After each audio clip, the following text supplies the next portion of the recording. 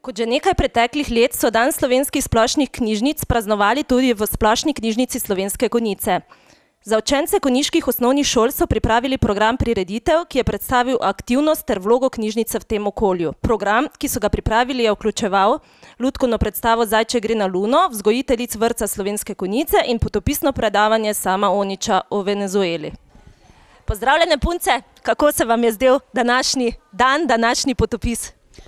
Zelo v redu, meni je bil ful všeč njegov nastop, pa govoril je tudi v redu, pa tudi nekaj vrst sladoleda, tistega bi poskusila. Meni je bilo tudi ful zanimivo, predvsem pa slike, ker so bile ful zanimive pa lepe. Ja, tudi meni je bilo zelo všeč, upam, da bom tudi sama v prihodnosti obiskala to državo. Meni je tudi bilo zelo všeč, predvsem pa hiše, saj vsaka hiša ima svojo barvo. Fino, hvala vam. Pozdravljen, Samo. Prihajaš iz Konjic. Konjičani te še vedno jemljemo kot domačina, čeprav že kar nekaj let ne živiš več med nami. Kako si se navadil na novo okolje, nove ljudi, poučuješ tudi likovno oziroma umetnostno šoli v Sežani, kako si se na poklic navadil? Ja, jaz sem še res Konjičan, ja, in še verjetno bom vedno ostal Konjičan. Premik iz Konjic v Sežano pravzaprav ni neka taka, bi rekel, drastična sprememba, pač eno novo okolje. Mogoče nekaj časa rabiš, da se malo navadiš, oziroma vidiš neko okolje, pa spoznaš neke nove ljudi, neki svoj krog. Moram reči, da ni mi delalo nekih hudih težav, tudi v končni fazi, ne vem, dostikrat sem prihajal tudi v Konjice, oziroma zdaj malo manj. Tako da zdaj, da bi bilo to neka huda, ne vem, še vedno smo bili v Sloveniji, ne. Zdaj recimo tudi, moram reči, da jaz sem včasih premišljal, da bi mogoče včasih lahko tudi živel kje drugje, ne. Lahko, ne vem, ko sem prišel prvič iz tele Indonezije, ne vem, da sem celo imel take pregrešne želje, da bi mogoče ostal tam. Ma to so bile seveda kratkotrajne želje. Učim ja na gimnaziji oziroma srednji šoli naši v Sežani, umetnost in umetnostno zgodovino. Pač tole mi na nek način leži, bom rekel, ne, tako da z mladimi sem na nek način vsak dan in mi to pravzaprav, že tukaj sem poučeval nekaj časa na osnovnih šolah, oziroma kadar sem kaj poflikal komu.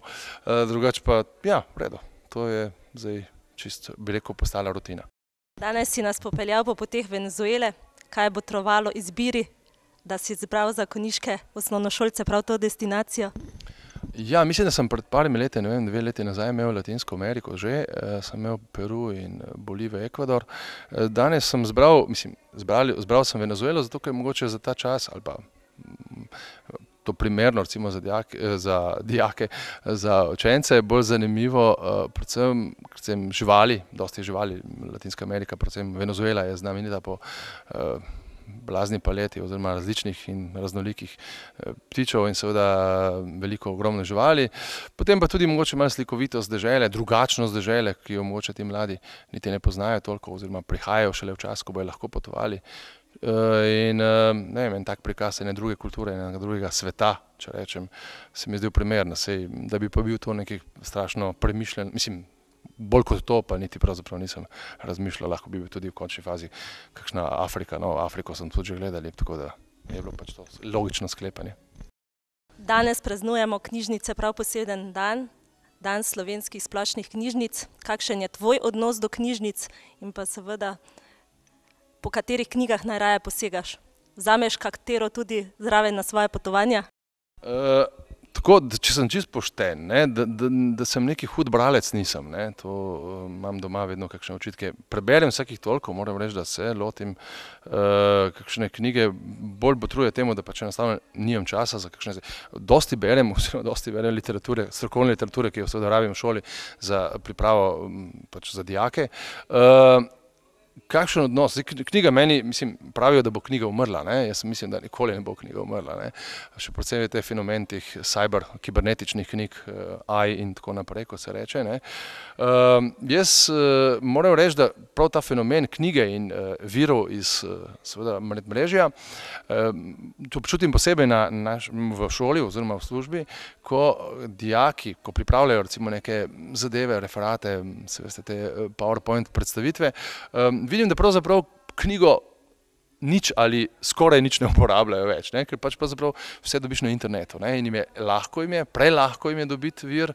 Res, da so zelo neselektivni pri izbiri vira, ki so velikokrat viri, ki so na internetu, so včasih milo rečeno zelo bogi ali pa osiromašeni. Tudi dijaki pravzaprav posegajo vedno na prvi vir, ki ga odklikajo, ne, v iskalniku. Knjiga je pa vseeno en tak zbir nekih večjih podatkov, oziroma podatkov, ki so seveda, bi rekel, bolj pretehtano napisani, vsaj to je moje mnenje, ne, včasih tudi mogoče te to ne drži, ampak je pa treba prebrati knjigo, kar je pa problem danes, ne, enostavno mulcem se to ne da, ne, in to, ne, po liniji najmanjšega odpora odklikajo, dobijo informacijo in to je za njih dovolj. In pravzaprav nikoli niti, ali pa bom rekel, v redkih primerih ne preverjajo te informacije, kar je pa seveda slabo, ne. Tudi recimo že kasneje v šolah, recimo na fakultetah, kakorkoli, se zadovoljijo z prvo ali pa mogoče eno najbližjih informacij, ki so lahko pridobljene, knjige pa to seveda ne dopuščajo, moraš vse knjige predelati, da lahko razumeš in narediš neki izvleček iz tega. Knjige, navijam za knjige, no, tako. Bravo.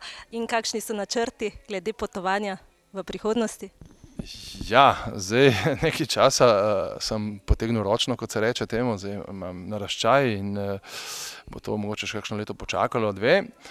Pol pa spet počasi, ne, mogoče malo bližje destinacije, spet kaj obujane novih evropskih destinacij, recimo, kakšna Islandija, kakšna nisem bil, recimo, kakšna Skandinavija, spet ponovno in pol pa kakšne v narekovajih bolj varne variante, kakšna Indonezija, Indonezija je tako sploh ena moja ljubezen, v Indoneziji sem bil že parkrat in me vleče še ta in seveda Indonezija je tako velika dežela, da ko rečem komu, kje sem že bil, je rekel, ja, saj si videl šele, ne vem, 15%, kakšni 15%, recimo 5% neke dežele, je treba seveda še kaj videti, ne. Tako da upam, da bo kaj v kratkem spet šlo. Hvala in upam, da se kmalu zopet vidimo. Hvala tudi vam.